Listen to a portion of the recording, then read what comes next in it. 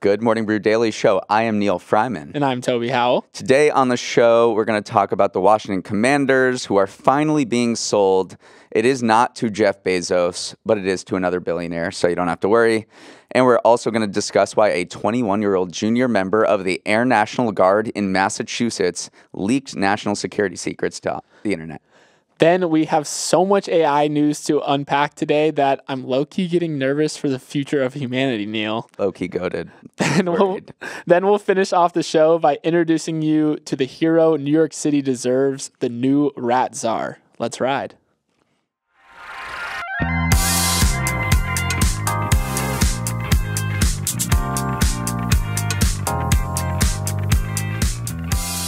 All right, Toby, it is time for another low-key Friday tradition. Fast week, slow week. It's Friday morning. Was this a fast week or a slow week? The slowest week on record so far. Wow. I don't know why. I think it was because the weather turned and it started getting warmer midway through the week and it felt like summer was here. Your metabolism slowed down. Yeah, everything slowed down to an absolute standstill. So it was a slow week for me. I'm a little divided. First part of the week was so slow. Second part of the week, super fast. So it's kind of a wash. It's a tie. And unlike Donovan McNabb, I do know that ties exist in this world. You can't hedge your bets like this. So Neal. I'm going tie because it's 50-50. Okay, that's Looking fair. forward to next week. All right, Neal, let's jump into our top story for today. We were up early this morning and watched as the bank earnings flowed in. Side note, we appreciate the banks for reporting their earnings so early so we have something to talk about on this show. But what did we learn? The overall trend in bank earnings is that deposits have been flowing in from the smaller regional banks like SVB and Signature into bigger banks like JP Morgan, Citigroup, who reported earnings today. So that's the good news for big banks. The bad news is that they've kind of been forced to pay up as customers shift their money into these higher yielding accounts like money market funds. And we'll actually touch on that a little bit later, but first I want to jump into the specific earnings from some of the banks that I mentioned. So first, JP Morgan crushed it. It's the biggest bank in the US, so everyone was kind of looking to it to see the health of the ecosystem. They exceeded revenue by over $3 billion. Their profit jumped 52%. The only downside was the IPO market is still a little soft, so the investment banking division is not doing as well as it typically does. But overall, their CFO said the banking system is in good shape and things are looking better now. So that was good from JP Morgan. Wells Fargo didn't crush it, still did well. Brought in $20.7 billion in revenue versus a $20 billion estimate, so just squeaked by.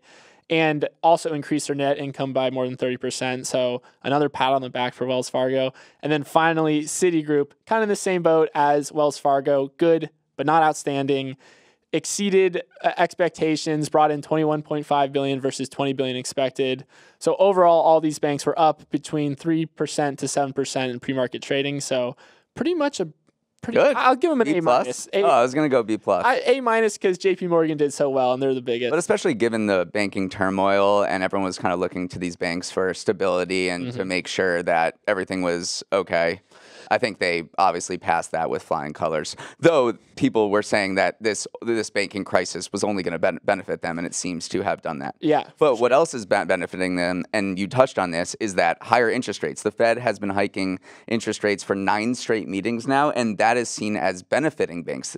Banks like it when you raise interest rates because they can charge more interest on the loans that they give out to businesses and people, whatever.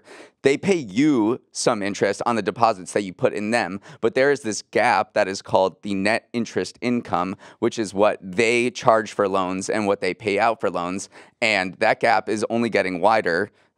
It popped nearly 50 for JP Morgan. It was nearly 50% increase from a year ago. So they're just raking in the cash because they can charge more because of higher interest rates. Yeah, I think it's so interesting how the narrative changed around these big banks of like now we're hoping for them to make more money and do well because it means the banking sector. Well, it's just, I mean, I just presented those in a very positive light because we wanted the banking sector to be stable. But yeah, it's interesting that the interest rates hiking is only making these bigger banks bigger, only making them make more money. And everyone is like breathing a sigh of relief from it, which is interesting.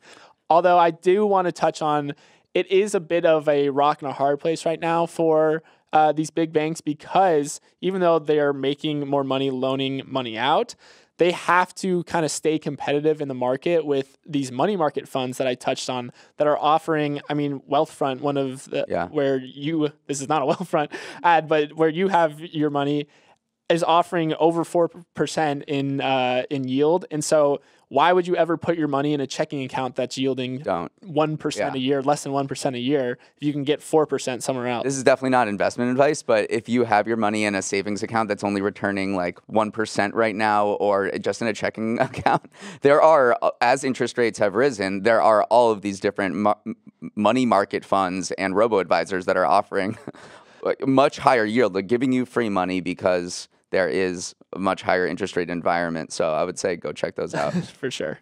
And then just overall, taking a zoom out to the earnings season, banks just kicked it off. This is seen as the first day of earnings season where companies report their Q1 results.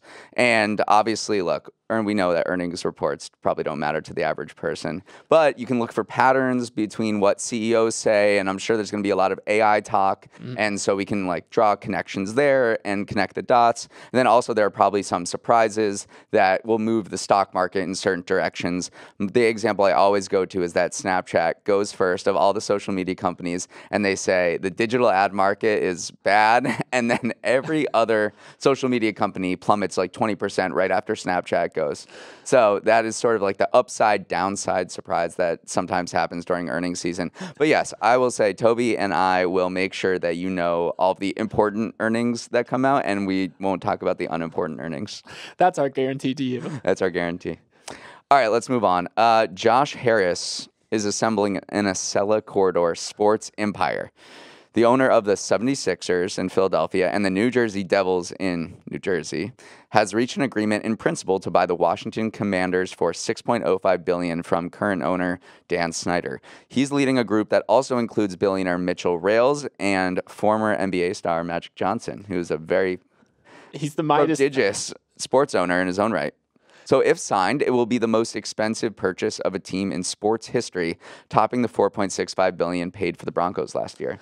I mean, it feels like overpaying, honestly, because we know that the Commanders is historically, I mean, not historically, but in the last 20 years under Dan Snyder has been one of the worst franchises in the NFL. They were literally voted the worst franchise to play for by players when you take into account the facilities, the ownership, how the players are treated.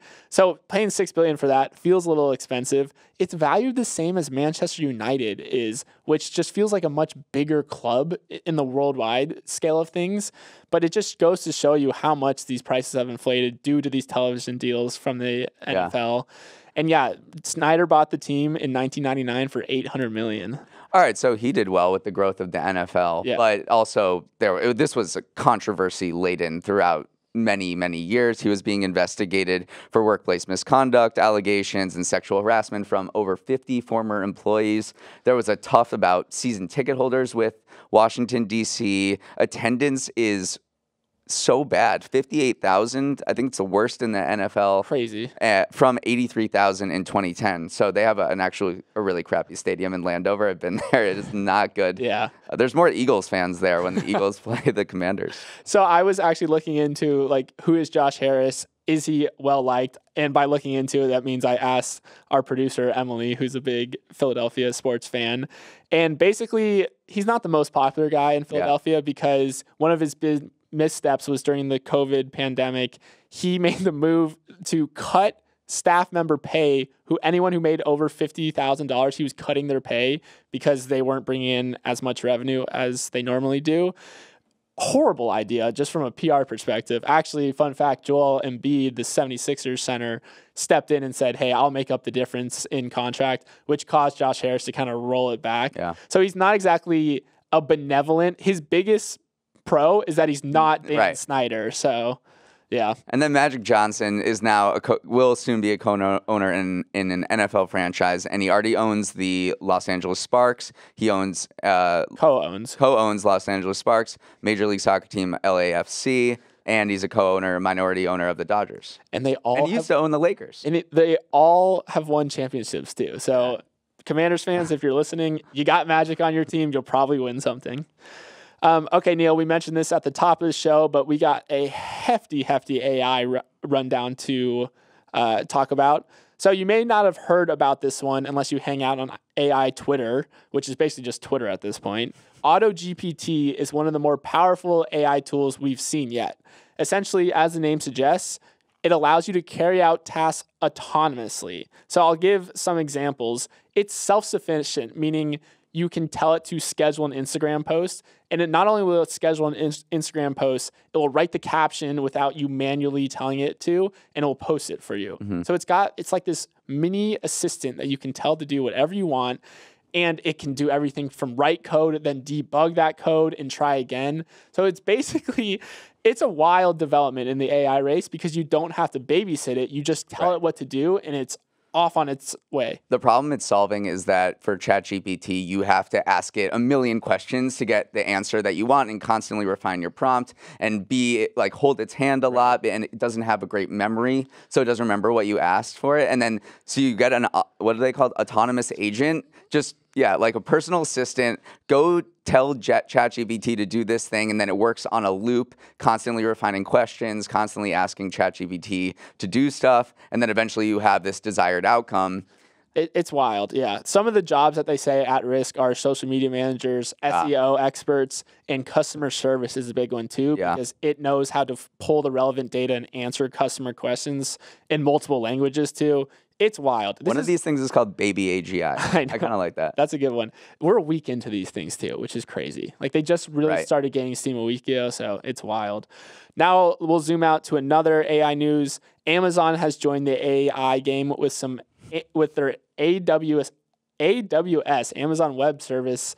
They have these plugins via API that they're offering that they essentially allow customers to do what ChatGPT does on a small scale, but on an enterprise scale. So you can do things like create these chatbots that people are doing using GPT. You can use Stable Diffusion's image generator, but they're just offering an enterprise solution for their AWS members.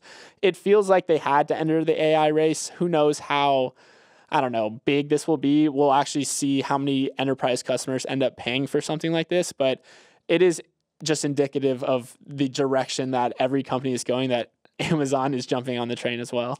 My takeaway from all of this is that next year, we will not be saying the words ChatGPT. We'll be saying like Bloomberg GPT or Walmart GPT or be more brand Microsoft specific. Autopilot, because what you're seeing now is everyone's building on top of these chatbots. You don't even need to use GPT-4 OpenAI to make your own chatbot. Bloomberg trained its own chatbot on its financial data. So it released Bloomberg GPT this week that, is more focused on business and finance and can give you better answers than ChatGPT can on things like who is the Citigroup CEO and is this headline bullish or bearish on this particular stock. So you get these way more specific use cases for GPTs that ChatGPT is actually not that good because it tries to do everything. It's scraping the entire internet. But if you can say only scan retail data for Walmart or only scan financial data for Bloomberg, then these things become really powerful because they have more specific uses. Yeah, much more precise.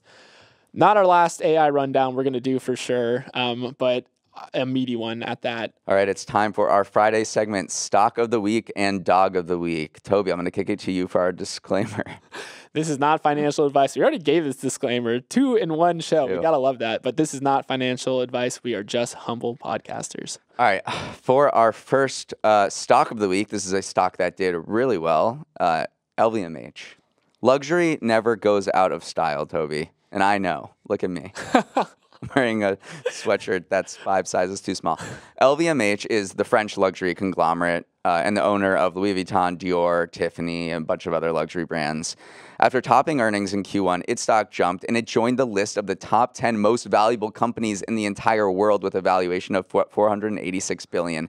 It's the biggest company in Europe also, and its owner, Bernard Arnault, is leaving Elon Musk in the dust in terms of the world's richest person. He's now worth $210 billion, and Elon Musk is now worth about $180 billion. So I guess you should make handbags instead of rockets. It's crazy to me how big LVMH is. I actually did Google this too, because France is obviously the hotbed for luxury market, and it turns out the 4 largest companies in France are all luxury brands. So what big tech is to the United States, Exactly. clothing is to Fashion France. and luxury. Yeah. I never knew you can make that much money off of this. I know. This is like Facebook, NVIDIA level money. To me, it's kind of like Apple, where like it is this premium product, but it's the demand is there, so they can just charge like these pretty high prices. And so Apple's the biggest company in the world, even though it deals in physical goods. Yeah, it is a wild, just that this company is as big as it is. And we should say the growth recently has been to do with China coming out of COVID restrictions, and they love luxury over there. So they're scooping up a ton of LVMH gear, and that has been sort of the win behind LVMH's back recently. Mm-hmm. That's our stock of the week. Our dog of the week is actually not a publicly traded stock. This is our show, so we can bend the rules in whatever way we want.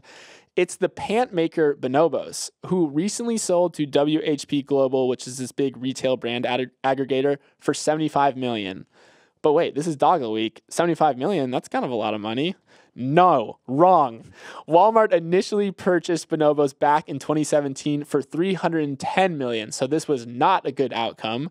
And they originally brought the brand as kind of their expansion into the e-commerce game. They wanted to go toe-to-toe with Amazon. Hasn't quite panned out that way, and this is kind of indicative of the general, I don't want to say failings of Walmart's e-commerce strategy, but they're kind of taking a step back and like jiggering their entire strategy because Bonobos does not fit in with it anymore. Yeah, I don't know. Bonobos just doesn't have any emotional pull to me. And I think in an apparel company, you have to have some sort of emotional connection because anyone can make a chino pant. And so I don't know. Bonobos was big in 2018. Mm-hmm. All my friends were buying Bonobos khakis and stuff. And, you have to really stay on top of the trends. We've seen it with Allbirds. We've seen it with a bunch of other apparel companies. If you don't kind of evolve and stay hip to what's going on, then you just become an afterthought and your valuation is reduced from $310 million to $75 million. Big fashion stock of the week, dog of the week for Neal and I today. We're getting in the fashion week. Do you disagree about Bonobos? I don't. I will say I do have a pair of Bonobos, and they fit incredibly well. Really? And like a good fitting pair of pants, especially for guys, is like the holy grail. So you get one and you wear it for like 5 years. So I don't hate them, but I haven't bought any of them recently. Right. So maybe my assessment is that should never have been worth $310 million in the first place, and Walmart was a desperation move. They also bought Jet.com for $3.3 billion, and that doesn't even exist anymore. Yeah. All right, so this was actually a big news yesterday. The FBI arrested the man who allegedly leaked a highly classified U.S. intelligence docs to the internet, sparking a ton of international drama. But it was not exactly who they thought. It was a 21-year-old junior member of the Massachusetts Air National Guard named Jack Teixeira. Teixeira does not fit the profile of a leaker like Edward Snowden, who wants to expose U.S. military surveillance of its citizens. It seemed like he was just trying to impress his friends online. He was the ringleader of a group on Discord called Thug Shaker Central. These are basically kids who hung out on this server during the pandemic when they were lonely, and Teixeira, who was known as the OG, wanted to teach them about what was going on in the world. Kind of like what we're doing. He just wanted to be us. So naturally, the thing is, he had access to classified documents, and he uploaded them to this server to give his friends a social studies lesson in what was going on in the world and, what was going on in the Ukraine military battlefront. And someone else posted it to another Discord server, and then it was over. Yeah, the cat got out of the bag. My biggest takeaway is these freaking kids, man. Like, what this made me think of is, do you remember the Lapsus hacker group? This was from back in 2022, where this gang of cyber criminals called Lapsus hacked Microsoft, Okta, which is this big password manager, hacked NVIDIA, kind of took down all the big boys, and then news leaked that they were all teenagers. One of the ringleaders was a 16-year-old from Oxford, England. So it's kind of ridiculous that these kids are literally just messing around on the internet, and it's almost like they don't understand the real world repercussions of their actions. And this case is a prime example of that. who knows? He wasn't trying to, become Edward Snowden. He wasn't trying to make some grand political point. He just wanted to be cool for his friends. And look at what happens. He was let out in handcuffs. It seemed like he knew what he was doing was wrong. Right. Obviously. He's not without blame, but it is like, I don't think he understood quite the risk that he was taking on. Maybe. Also, when you were talking about the kids, I remember when Twitter got hacked, like Michael Bloomberg, Elon Musk, right. Big, really, really, really huge accounts. Obama, that was a 17-year-old. I remember. They're all just messing around. Yeah. The kids these days. This is sparking a little controversy because the U.S. government said it wants to start closely monitoring social media sites, and people are like, no, we do not need the U.S. government surveilling more American citizens. They don't want a Patriot Act to an overreaction to this, and so but the problem is Discord is kind of a hotbed for illicit activity, right. Hackers, malware. This is just Discord. That's its vibe. It's for gamers and it's illicit activity. Right. Is it a private channel? Your private messages aren't as private as you think, but Discord wants their members to feel the freedom to discuss what they want. So you're right. It is going to be a testy moment of, I wonder if we'll see legislation coming down the pipeline. All right, let's finish with just the most Friday story of all Friday stories.